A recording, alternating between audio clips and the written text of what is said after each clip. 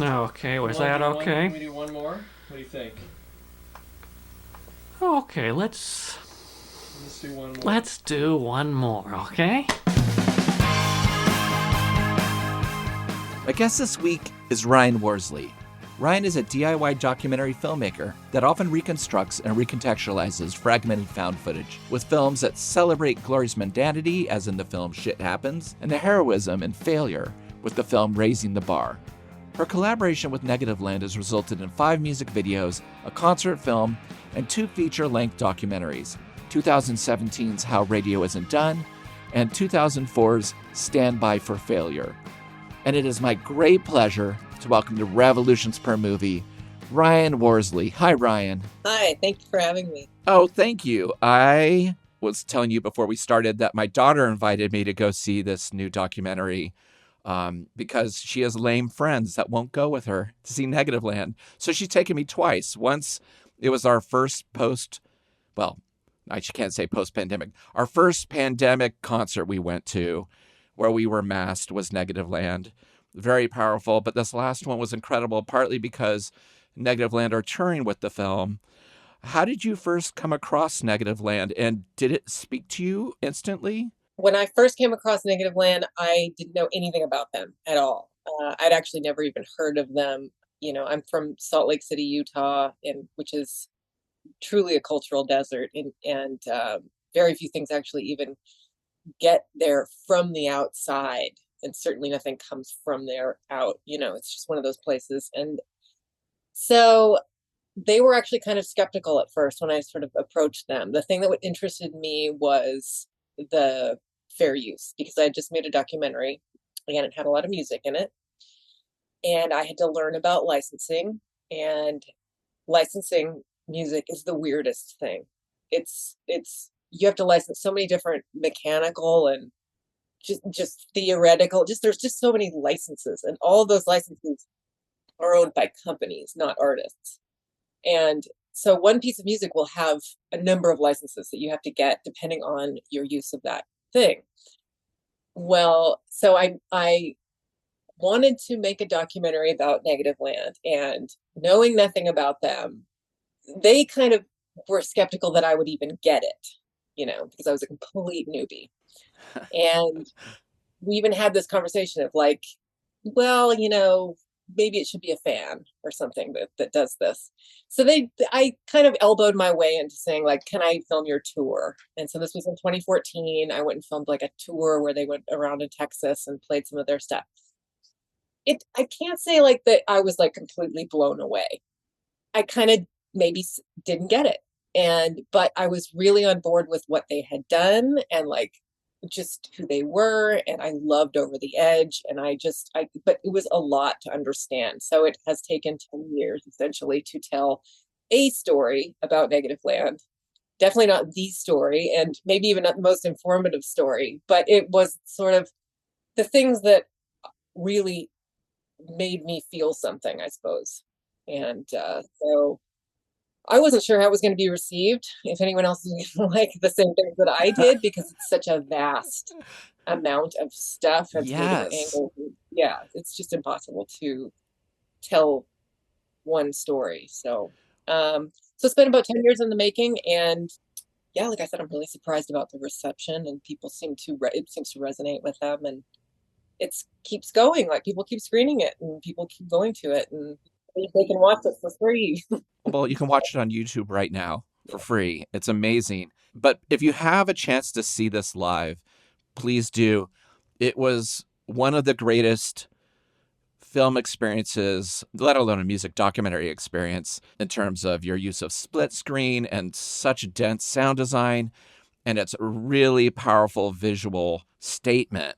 So your previous film about Negativland, How Radio Isn't Done, focuses on Don Joyce and his long-running show, Over the Edge. It was a free for radio show on KPFA, which was the nonprofit station in Berkeley. And so that focused on Don having a show and Negativland entering his world and them collaborating and him going into their world.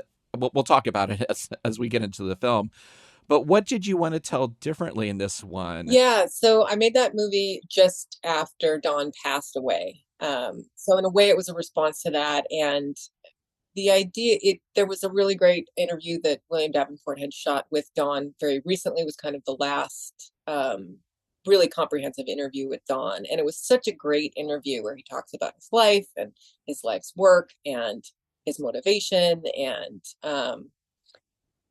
it became obvious that I just really wanted to do sort of a tribute to Don, almost for the people that felt this tremendous loss after he passed. Yeah. And like you said, there's like 5,000 hours of Over the Edge. He'd been doing it for 35 years, every week for 35 years or something. So I put that together. When I put it together, I kind of focused on it's impossible to like have a library of Over the Edges in your head. I mean, there's just too much, Yes. right? So for that movie, we kind of like picked some episodes throughout time. So like the beginning in 1981, where he starts working with Negativland, that was kind of the inception, right? Mm-hmm. Where he has this big brainwave where he learns about collaging sounds, and then how it changed, and like how each, like where it sort of felt like there was a shift, because Over the Edge had its journey as a show, even for where like the early shows were. It's amazing. Yeah, it is amazing. Yeah, because he would have like live, people could call in live and perform along with Negativland. Like they would not screen the calls, but at the same time, he had a very tight thematic thing going on. He used like radio cart tapes mostly, which were a very prominent part of like where advertising or PSAs were part of it. They would pre-record onto like, it looks like an 8-track tape a bit. And you would throw it in and it would just kind of loop around. So they could make their own loops. But they were mixing stuff on the fly and they never knew, like, is this going to be great tonight or is it going to fail? They were consistent. Like they did it week after week after week. It's a really great documentary. So when I saw this new documentary, I didn't know that you had made that. It made sense. And I was kind of glad because I thought that was such a thoughtful, beautiful insight to such a singular person. Thank you for saying that. Yeah. It's difficult because it is kind of about his death. So it's the last few years. It focuses kind of on the last few years. So, right. Yeah, it is a very emotional watch, I suppose. And it's kind of a hard watch. But it also ends with Negativland being Negativland, where they basically take Don's ashes and put a couple ounces into a plastic bag, and you can get the new Negativland with part of Don's remains. We're pretty sure he would have wanted it this way. Yeah. I think that one of the things that movie was about was the idea of that it looks like a stunt. It looks like a stunt to say, here's the remains of our band member that you can buy for purchase. It is a stunt. It is a media stunt, but that's also art. And I think that it's bookended by this wonderful, actual, real, televised morning show in Tennessee with these two women who are presenting this, and they're absolutely appalled and disgusted by like it's the most disgusting thing that they've ever heard. And that, I feel like a lot of little moments in media are like that, where it's presented as this thing to click on, this cute little news story, and there's very little understanding about what a lot of the things in media are even talking about. And so it's, that isn't what the movie's about, but it is kind of the lack of understanding of actual goings on in the world as presented in the media. So, well, and Negativland, I feel, were constantly misunderstood. Doing this new documentary, Stand By for Failure, they've had such an intense career, it seems like you could have even just done something about Dick Vaughn, right, for 2 hours. I'd love to do a movie about Dick Vaughn. Yeah, he was like the 70 cult personality that, one of their band members performed as. And then, you've got the lawsuit with SST Records, you got Dyspepsy. How did you focus on their career, I thought you did a really masterful job, but it would be overwhelming to know where to begin and end with this. How did you start?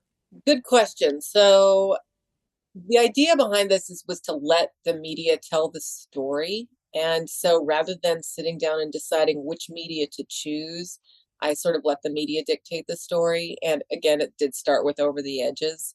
And so I started with, every kind of recorded interview that they had given.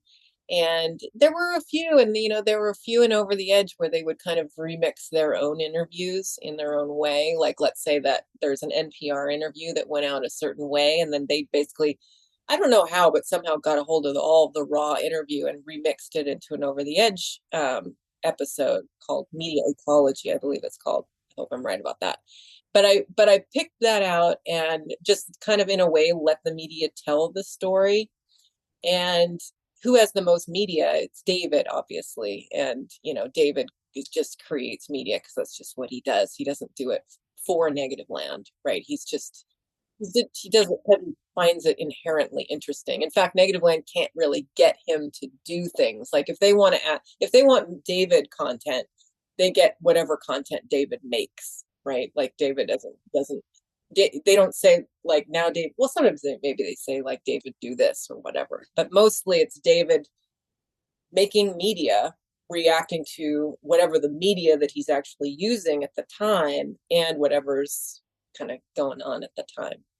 That said, I basically just put it in order and kind of just let them tell it. And it took shape pretty quickly. It was more about like what pulls you out of it. And there's a lot missing, unfortunately. I had to like pull a lot out in order to make it so that people could follow along. I guess if people don't know Negativland, they're kind of hard to describe, but they are basically using pre-existing works in the world. And there's a quote in the film later where someone said that basically if it comes into my house, I feel like I have ownership of it now and I can do what I want with it.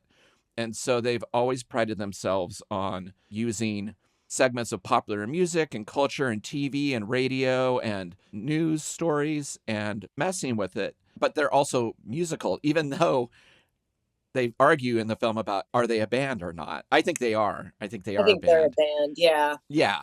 They're just Negativland. I mean, am I missing? Is there another way to describe them? But that is the question. It's like you're trying to figure out to me, the way I approach any project is why am I making this? What is it that's interesting? And we define things in our culture. We come up with definitions and categories and things for absolutely everything. And what Negativland does, I think people say it's an art collective that pranks, and I mean there's a million different ways to describe them, but really they're doing one thing, and that they're using our media to kind of put a mirror up, Yes, and to make us think about that media and what it's doing to our heads. And the quote that I love is why do we believe what we believe? And the idea that perception is reality. Like to grasp the idea that your perception is your reality and somebody else's perception is their reality, and both are true. That is kind of like the crux of, to me, what Negativland does. And so band is I think they're absolutely a band. I think they're kind of a lot of different things. yes. And I think there's things that Negativland does and does not do. One of the things they don't do is give an opinion. And that's one thing I really like, is that they don't necessarily give an opinion about anything. And I think it's kind of still hard to define. And even I think Mark and John still struggle to figure out what the boundaries are, like what makes Negativland. But sometimes projects take it really far and you are made to think about so many different things, like the lawsuit or even no other possibility, just where it's just or Over the Edge. Let's face it, a radio show that went on for 35 years and was a freeform call-in show, collage show. That makes you think about the nature of radio. It makes you think about the nature of media. It makes you think about the nature of recordings, and like, what is a recording, and is a recording something that what is a recording used for? What can be a recording be used for? Does that change over time? Like now we have AI. Are AI recordings of people's voices?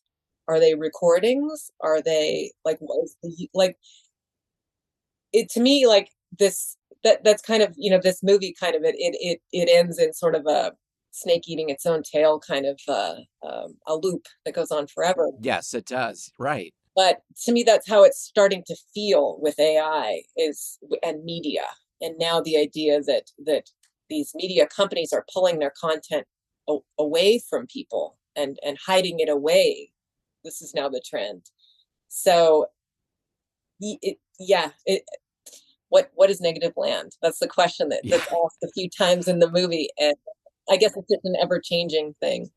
I will say that the performance they did after your film, it really, it hurt in a way. It was surprisingly powerful. I've seen them live 4 times, and Negativland always cuts close to the bone. I mean, they really don't pull their punches, even though there's a lot of humor in their stuff. This set was very funny too and absurd, but I think about it all the time.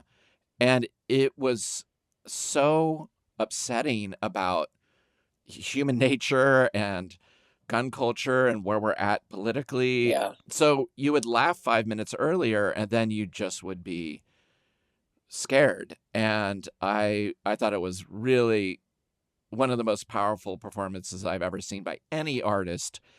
And, this is a band that probably the longest that I've seen a band like in 88 or something like that. And then all the way till now, like the longest I've seen a band then and now. And to have them still be so great. I get goosebumps. So David Wills doesn't go out on the road with them. He doesn't go out of his house. Right. And you capture a lot of that in the film. But there's such love when he comes on. He's so excited to be there. His laugh is incredible. Like no one laughs like David Wills, who was also called the Weatherman because when he was a child, he started recording the weather. And there's all these audio archival tapes of him as a child. And he would record his family. There'd be microphones in the kitchen, and he'd be upstairs. And he would record baby monitors in other people's houses and just playing, like sound was his obsession, and also acquiring it.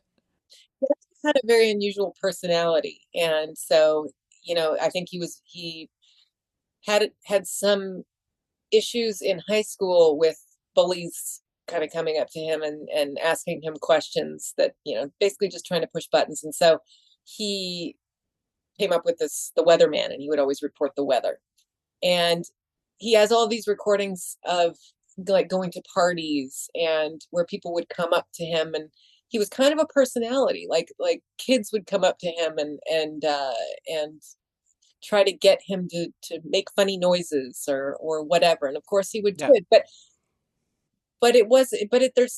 there's something so genuine about David, like wanting to interact, but never changing himself. He's been so constant, and it's kind of lovely now when he goes via satellite to the end of the show and comes on and shows us, like various equipment around his house and talks about aging. But he also says, I used to be afraid that people would laugh at me, and now I don't mind. I don't know. This is a group of people that needed to find each other. That's the other amazing thing. Mm-hmm. They are so, it's not even hive-minded is not the right word, but they are speaking a language that only they understand. And the amount of hard work they put into, especially back in the day, splicing really tiny edits over and over again, making choices, mixing on the fly, having to do everything in real time. It takes a very special type of person to have that kind of trust with a bunch of other people in terms of what kind of art they want to make. It's such high quality and so precise, and there's such a specific, but there's also a free, it's not, there's nothing clinical about it. There's something very free about all of it. And I feel like the people who were really into it, you know, they had a they have a following, but it's a pretty small following. And so there's a thing that Don says in How Radio Isn't Done, and I think actually also it's also in Stand By for Failure, where he says, you mostly just do it because you can't not do it, and you really have to follow through with these ideas that you have.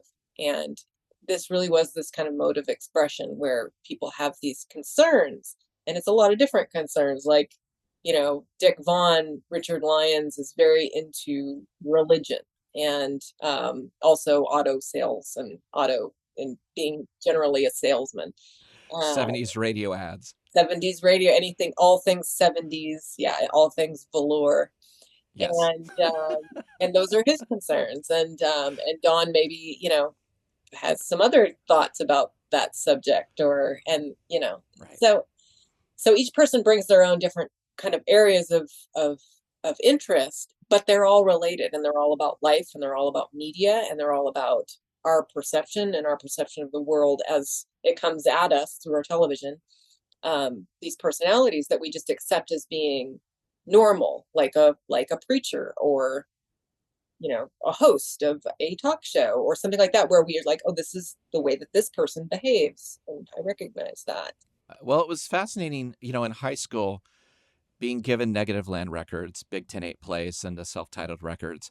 Being a suburban kid, it spoke to me. It was about suburbia and the loneliness and TV and the lack of influences in a weird way. It was a very lonely, weird record, and you couldn't find out like who they are, how many people, are they fictitious? Is it just one person? Are these fake names? And then I remember seeing a picture of them, and they were like grinning. They're like beaming, like, we're nerds, and it was so lovely. I was like, oh, they're my age. And it was really inspiring. I was just wanting to bring up, there's a line that they straddle, which is their albums are created with this precision, and the audio is just absolutely incredible. Like each, the razor cutting, everything. But then there's also this element of, we're just people trying to figure this out. And so the first album is, things are glued together. It's all handmade.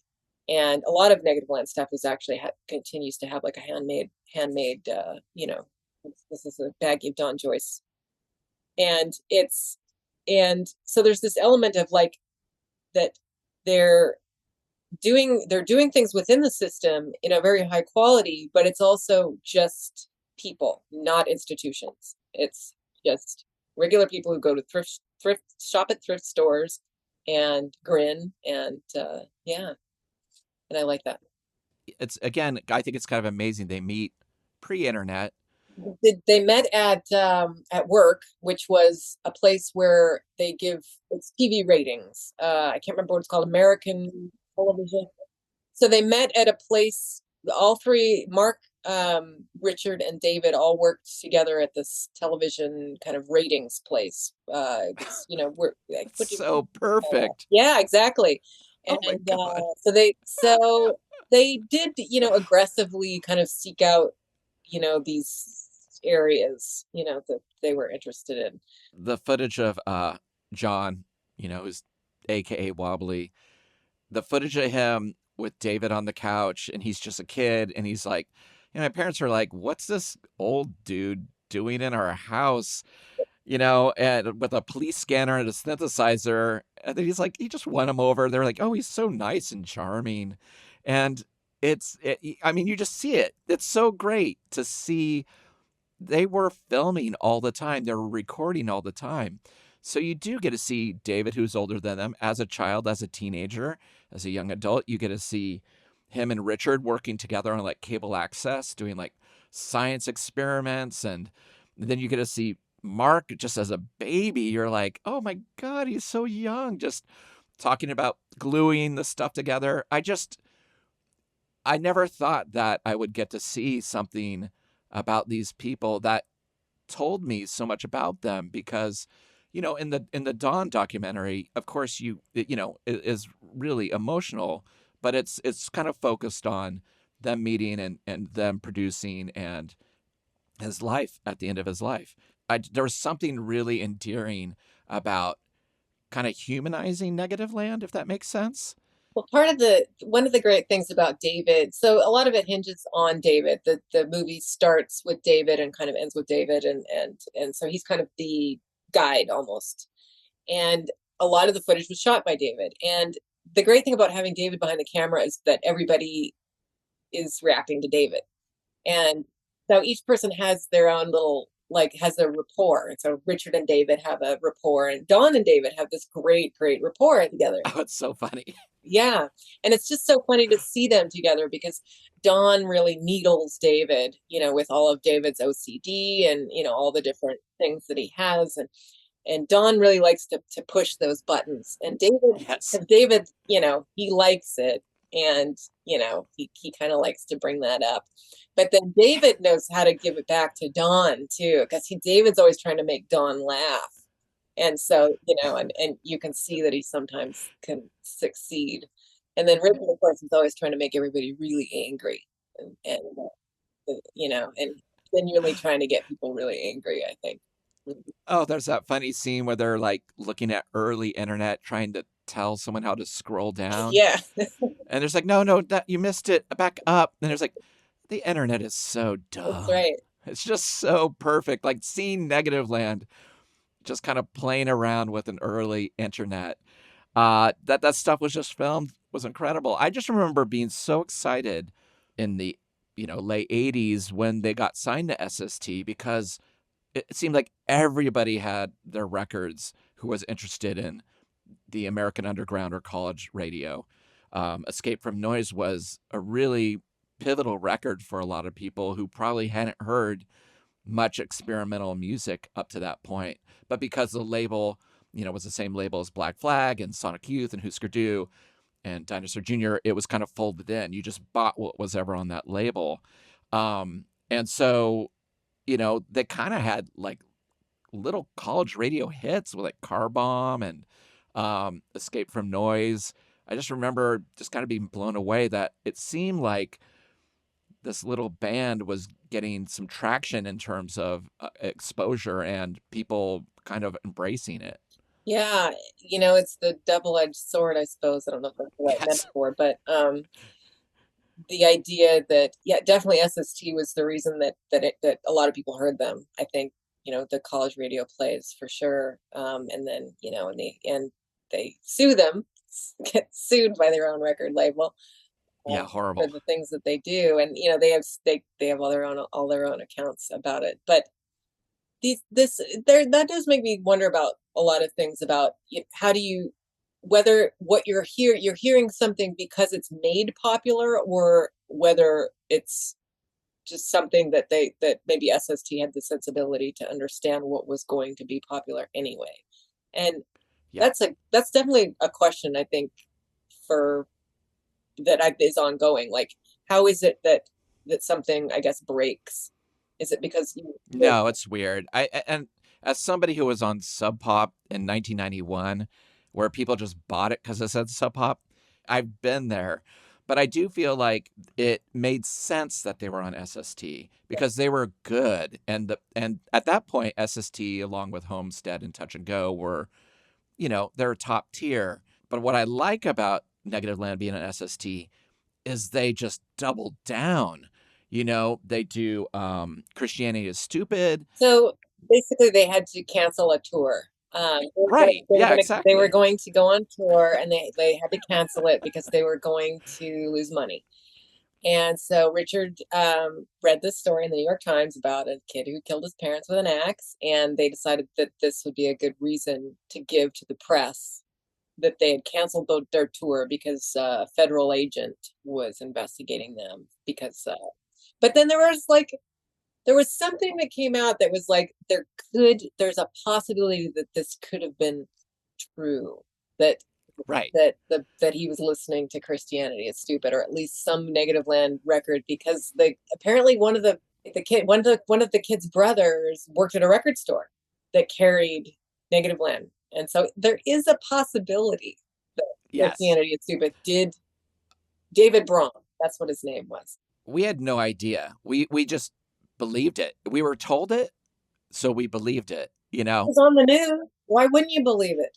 Exactly. And you're like, oh, wow. Like, what's negative? Or is it going to be like the Judas Priest thing? They're going to have to go to court. They presented it as fact. The news presented it as fact. Right. And then they double down again by putting out the U2 LP, Right.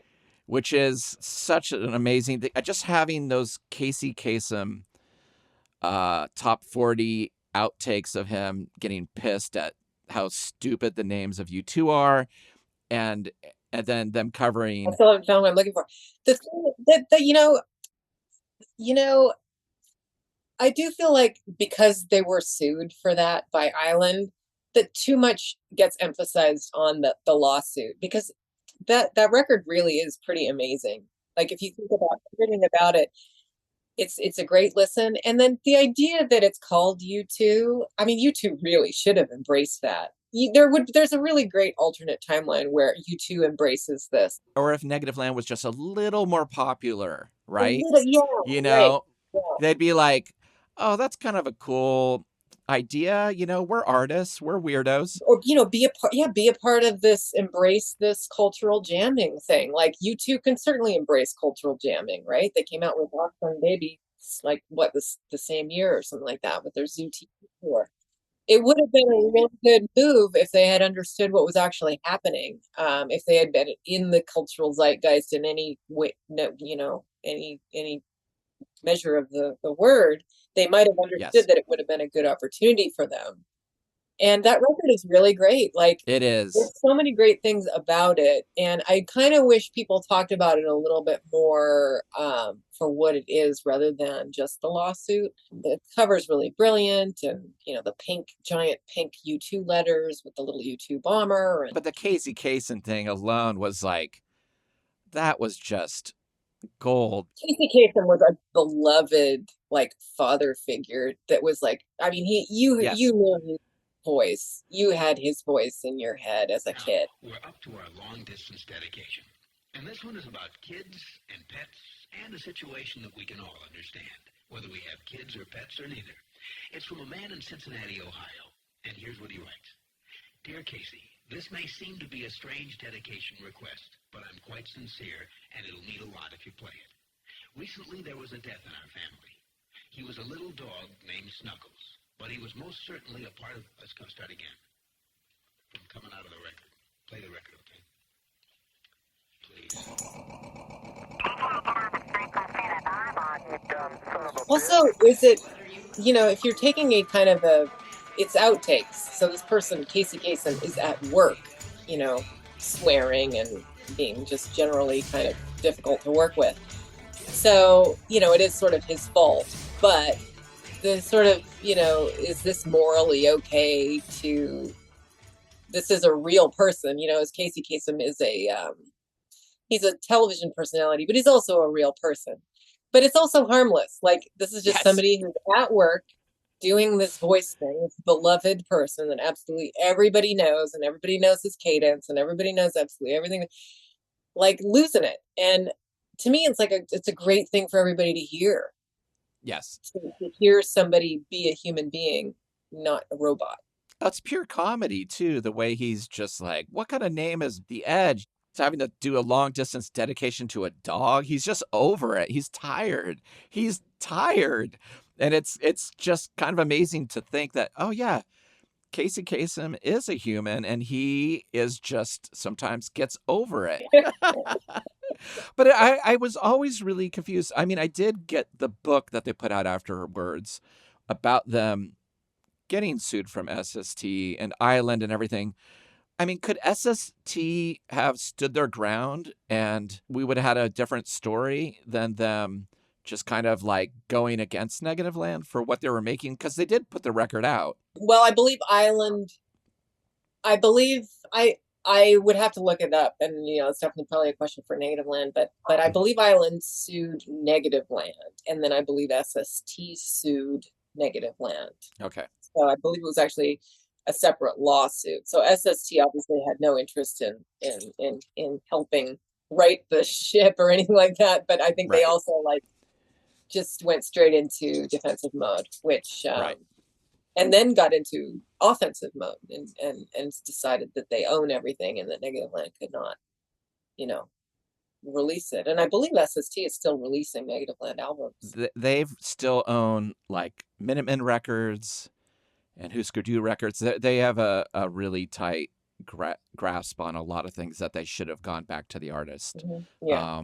And it's very sad. So it's like one of those disappointing things. And I've heard, it's definitely common now, of course, just, our beloved, companies that we think are so great that end up going down the horrible path of greed and corruption. But Right.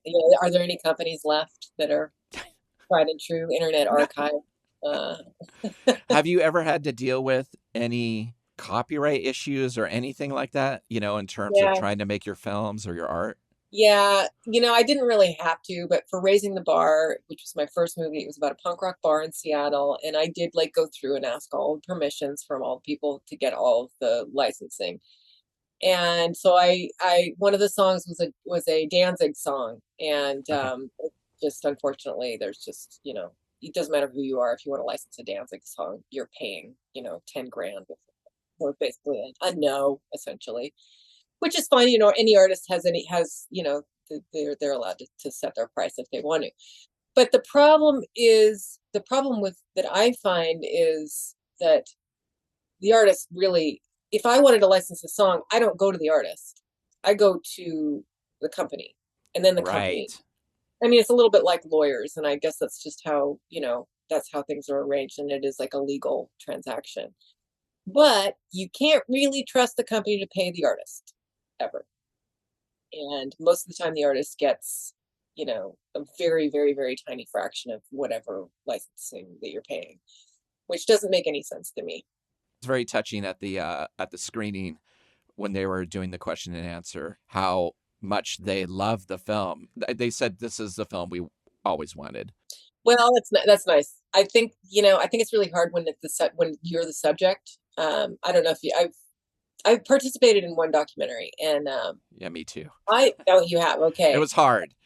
It is hard. It is, but also you're kind of like, this is about how it was, and like if you find it interesting, that's fine. But like it's kind of like, well, yeah, that's I don't know, like I didn't find it interesting because I was there, and I was kind of like, bleh.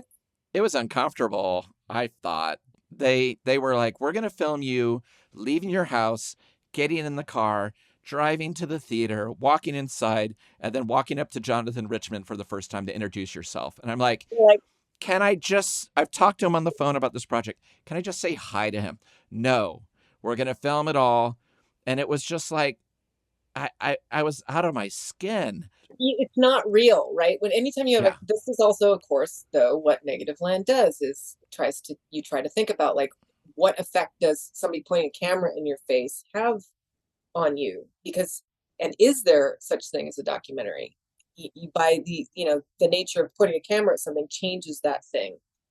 And so I think, but it's David too filming this movie, and since it's not really me filming it, it's them filming themselves. I think that they are able to embrace it a little bit more because maybe they haven't seen a lot of this footage in a really long time, and they certainly haven't seen it put together in this way. So it probably is really disorienting at first to see everything that you've done changed. Sure. Well, how long did it take you to edit it? It took about 6 months, and the 6 months was really intense. Like I really couldn't think about anything else. If anybody called me to talk about something else, I could barely even focus on what they were talking about, certainly no input of other media. Like I wasn't able to do anything else. It was basically just completely thinking about this, because when you're trying to put things in order and you're dealing with Negativland footage, which, each Over the Edge episode is 3 hours long. And so you might want a little tiny section of this particular Over the Edge, but it's in the middle of a 3-hour episode. So in order to find that, you have to kind of guess, like when I was listening to this, maybe it was in the first, quarter half, and then maybe it was slightly after this part, maybe it was before this part, and then so it's a lot of putting it together in your head, but also just throwing it up on the screen and then seeing how it is. By the end of the 6 months, I sort of felt like I was losing my mind, and it was actually the point where it was like, all right, this actually has to be finished because I can't work on it anymore. Like mentally, I cannot work on it anymore. Like, yeah, it's starting to lose all meaning and all that. I could imagine just being like, I don't know which way is up. Like, how did you keep track of all this stuff so you knew at least kind of where to pull the stuff from? It was really more story. It was deciding how is this story going to be told, and so when you're telling a story, you want to avoid and then you want to say because of or as a result of or something like cause and effect or something like that. So rather than having it be chronological, which is this and then this and then this and then this, it's because of this happened, as a result this, like basically that kind of a thing. And so I was trying to pay attention to that and then have the supporting materials and then try to come up with the why. And that's always the hardest thing. And at the very beginning, Mark asks David in a very early interview, why do you do this? Why do you do this? And David doesn't answer. And I continued to ask David that, like, why do you do this? And he never kind of came up with the answer. And in the end, it was, I don't know that he even knows. But there is that is like a question I think for all creators is why do you do this? Yeah, there's some really powerful things in it. I mean, at one point they say, would you go to jail for your art? And I had to really think about it. I was like, I don't know. I mean, like, am I that person? I don't, kind of a chicken, but they've put themselves out there. They've like lost a lot from, these lawsuits and time and money and resources. They did put themselves on the line. They dedicated their whole lives to this, for real. Yeah. And I think, Don talks about what his motivations were for doing what he did. But like he said, he mostly just did it because he can't not do it. Right. And, that the idea of that creative drive and what drives people to do things or what drives people to collaborate, it's hard to know where it comes from. And it's hard to know, especially in this area, in this era, this media era that we're in. I'm having trouble with that, wondering why I'm making things and what am I making things for? What's my motivation for making things? I don't necessarily know. But, that Hollywood theater screening in Portland was definitely sort of like, this is why. It was so good. There's something about everybody coming together and laughing and having this great theater experience.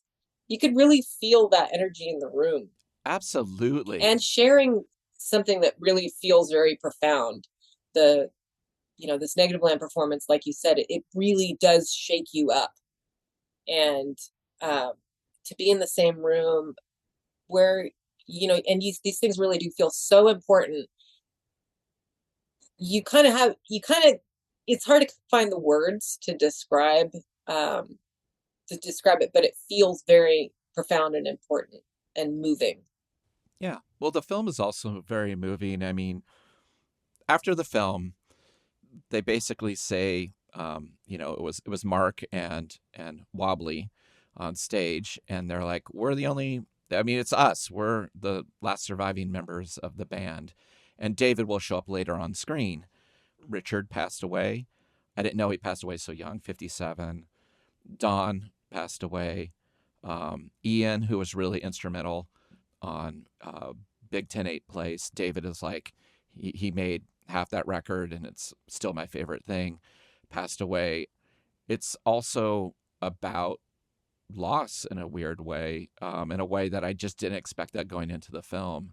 And I think going into the performance was really heightened by the film.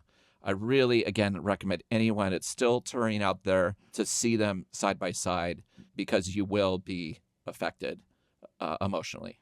There is something too about collaborations, and this one in particular, Negativland, had been collaborating for 40 years, and each one is such a powerful personality, and a lot of times there was quite a lot of friction between the personalities and anytime you're dealing with something creative, of course you're very emotional and protective over your creation as well, and but them in particular, you really get the sense that your daughter who, drags you to the Negativland show because her friends, aren't that interested. You kind of feel a little bit alone. You're being so into this thing, and maybe you don't really know anyone else who's really all that into it. That's how I felt, especially when I was making this movie. It was just kind of like, I'm going to be really, really into this, and I'm probably not going to be able to interact with anybody else and tell them about it. But this band that had been together for 40 years, they were their family, and they continued. David and Richard moved in together, and they lived together, and David supported Richard in his final days, and everybody supported Don in his final days, and helped spread his ashes. And it's a beautiful family, and it's also the ugly kind of family. It's the kind of it's family squabbles, and it's family that you have to get through thick and thin, and it's evident that these 40 years together have been a really close 40 years in intensity and just what really mattered to them. It's like Negativland is really, really important to every single one of them. There have been so many points in their lives to just be like, all right, the world is telling us not to do this anymore. They have a fire. It damages so much of their stuff. They basically escape with, what little they could. And because of that, the residents kindly lend them their space and I didn't know that. And as a resident fan, never seen the access to their inside of their studio. And even hearing Don play the toy piano, I'm like, oh, that's iconic. That's on so many resident things. I don't think the residents had ever seen that footage either. Oh, that's so great. Yeah, there was a lot of people that posted the front door of the studio. Yes. They're like, it's on Grove Street. Yes. And then the piano. Yeah, I think that was kind of like this. Yeah, there was one of the tapes that so that was all footage that was shot by David, and so it was one of those tapes that was just kind of probably sitting there for a long time, and they finally ended up digitizing and looking at, and it's just kind of this really, really special moment. But yeah, they could have been like, we have a fire, like this is too much work. All right, we're being sued by Island and SST. That's too much, like they always existed, and even still over the edge is still on with Wobbly taking it over and carrying on the tradition of the show. Again, like you said, it is family, and it has a lot of pain in it, but they've got each other's backs in a way. They're like, we're the only ones who are going to do this in this world. Who else is going to cover this? Who else is going to tell these stories and throw it back at us? I mean, they're Negativland, Yeah, they're still Negativland. Yeah. It's in, and the media world gets more and more sinister and insidious and scary. So, yeah. Yeah, they were, in a funny way, it was, those first albums are coming at it from such an innocent place compared to, the access that they have now. But how do you do cultural jamming today? I mean, right. I don't know. With the media as it is, and look at our presidential candidates or anybody in political office and how they behave and what they say and how media reports and everything. How do you do cultural jamming today? I don't know. I feel like I think it's impossible to shock anybody through the media nowadays. Yeah, that makes sense. Yeah, I mean, maybe it's just accidental. I feel like just cultural jamming is just waiting for people to just fall on their own faces and capture it, I suppose. Yeah. But to understand that and to understand what's going on now with AI and with, the Internet Archive and just with the internet in general and what publishers are claiming that they own, I'm really confused at this point as to what the laws dictate that you're allowed to use. And I do actually feel like it's being rewritten right now. Where does Negativland stand on AI? Well, I mean, AI is really just kind of like automation. It's kind of like new math and automation. So I think it's just more of a matter of seeing what it does. I don't know that we even know necessarily at the moment what it does. There's a lot of claims about what it does. There's a lot of like, fear mongering claims about, the fact that, this idea of super intelligence and like people with access to AI are going to have, the secrets of the universe, like this all knowing oracle. And I feel like that's just a misunderstanding about just technology in general. But that's where a lot of the media talk about AI. They talk about this super intelligence and this idea of it being incredibly dangerous and like the new nuclear bomb or whatever. And so that's where the media is trying to get people to understand. At the same time, I really don't think anybody buys that. You know, I just don't. I feel like, anybody in the world that uses the internet has seen what LLMs do, what large language models do, and that how non-functional they are and how non-intelligent they are. Right. Just like so. I think a lot of it, a lot of it's just bullshit. Yeah. But this idea of ownership and why do we accept it? The question is, why do we keep accepting the idea that Warner owns recordings? Why do we accept that?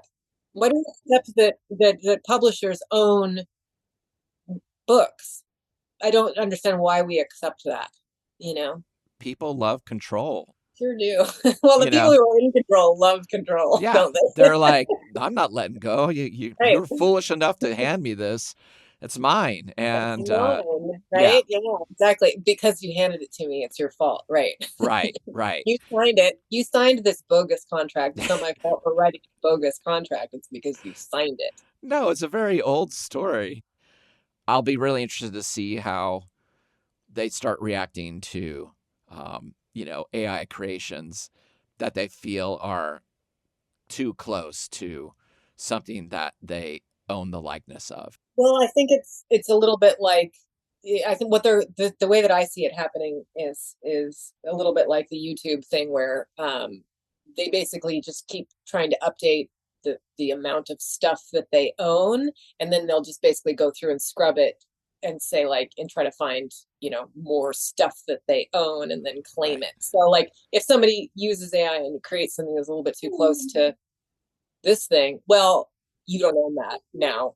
The person who made it first owns it. So essentially, whatever you can't ever make anything new. The thing that really bothers me, just it has since I was a little kid, and I feel like this is true of a lot of artists, is the why. The why are you making things? And every single argument for artists against AI or for AI against artists, it's always about money. Yeah. It's always about an income. And what the hell does income have to do with art? It doesn't have anything to do with art. They're not related. Yeah, I can tell you that. It sure isn't. They're not related at all. And so all copyright, it doesn't have anything to do with art or who made, the idea of somebody making something first. I think that attribution absolutely has to happen. And certainly if somebody has influenced you, you should declare that they have influenced you. But ownership, it's just like this idea of ownership, owning an image, an idea, a sound. I mean, do you think it's going to change generationally, maybe? I mean, it just seems like there's so much power and so much money. I see a lot of people just getting sick of media. Yeah. I mean, I've definitely seen, I have a reaction to AI imagery. If you're trying to pass off an AI image as a photograph, I hate it. Like if you're trying to tell me like this is a photograph, I can see it right away and I hate it. Some people use AI in a really interesting way, in like a way that would be so difficult for somebody to come up with this image on their own. Something that maybe uses math or uses texture or something like, uses weight or something. So like they're doing something really interesting. But somebody who's like, picks a person and tries to make them do something, or tries to change somebody that tries to pass it off as something that's real, I hate it. Yeah. And I think that that's a natural human reaction to something that's fake. I think anything that's faked, people will hate. Yeah, absolutely. But AI isn't always fake. But it's often used to fake something. Right. And I'm sure we'll see AI edited documentaries at some point. People will just be like, They throw make it in. some of that, but are they good? No, that's what I mean. There's no way. Like, Yeah. the subjects. You are making decisions. You know the heart of this thing. I'm just saying it's going to be really fascinating to just see where people are like, yeah, that's good enough. I am curious to know, like, what's good enough. So there's a lot of talk about AI music and people who I have a lot of disagreements with John about this. John loves AI music. He likes to sit and listen to AI, like music that's produced by AI. Wow. And I can't do it. I hate it because I can't get any pleasure out of it. But I'm not surprised that he's like sitting down and loving AI. I'm like, you got it. Yeah, it's on the list. Yeah, you did it. But it is funny to think like somebody who has not grown up with, if their favorite artist is not a human, and they're like, they write the best songs ever. And when I go see them live, it's a hologram that can expand all over the arena, then different shapes. It's like a totally crazy show. It might just be like, yeah, I like it. I just like the music. It's going to be really weird to see if that translates at some point. That's a good question. And I sort of sound like an old person by saying, rejecting this is, people felt the same way I think about photographs and things like this. Sure. I guess maybe you might have a different relationship to the music if it's created automatically, but maybe not. Yeah, it'll be interesting. It's like, again, it's not my world. It's like, that's somebody else's. There was one thing I did want to mention, and because you started talking about the suburbs and like being a kid in the suburbs, and Negativland really does speak to kids in the suburbs, and that where the culture comes at you through a television or through a radio or through different medias. And I do feel like there is something about, I don't know if that is a generational thing. I am finding that and it's really great to hear that your daughter likes Negativland, because I'm thinking about that a lot, that growing up in a cultural desert with the media that I really, really try hard to find. Like, you have to actually go out and, back in the 80s, you had to really, it was hard to find things. You could go to your local record store, but you couldn't just listen to any record. You had to buy the record or have somebody recommend the record, or, hear a review or something like. It was quite hard to like seek out the things that you liked. And I do feel like there's a camaraderie with everybody that's ever done that and like aggressively like tried to find these medias. The thing that's come up on the podcast a lot is how often somebody's favorite art was things that they didn't understand on first listen, first watch, first read, but they had it on their shelf. Yeah. And then they couldn't stop thinking about it. And then they'd revisit it. And then they'd be like, I think I love it. And then it would become their favorite thing ever. Just having the time to sit with it. You're not supposed to understand everything on first intake. You know what I mean? Some things take time. And sometimes it is mystery. It's mysterious. Like, what is music? What is it even doing to us? It's making us have these crazy chemical, emotional reactions. Absolutely. And there's also an element of you have to hear things in different contexts. For me, I have to hear something in 3 different contexts in order for it to resonate. Oh, wow. And it's often like, I'll just kind of like be, it's especially true, like if I hear a song that I've heard on the radio in a friend's car, I'll have this like extremely, aha moment, because I've now heard it with a friend. I've heard it, by myself and that kind of a thing. Ryan, thank you so much for coming on the show. I always end the episode with the same question, but I tailor it depending on what we're talking about. So on a scale from 1 to 2,000, how many laughs from the Weatherman would you give Negativland and the film Stand By for Failure? From 1 to 2,000? Yes. Well, I have to give 2,000. That's the right answer. 2,000 laughs from the Weatherman. And I'm going to put the Weatherman laughing right here on the way out. It's going to be our closing music here. Just the laugh of the Weatherman. Enjoy it so much. Yay! Ryan, thank you so much. You made such an incredible film. Thank you so much, Chris. I really appreciate it. It was really fun.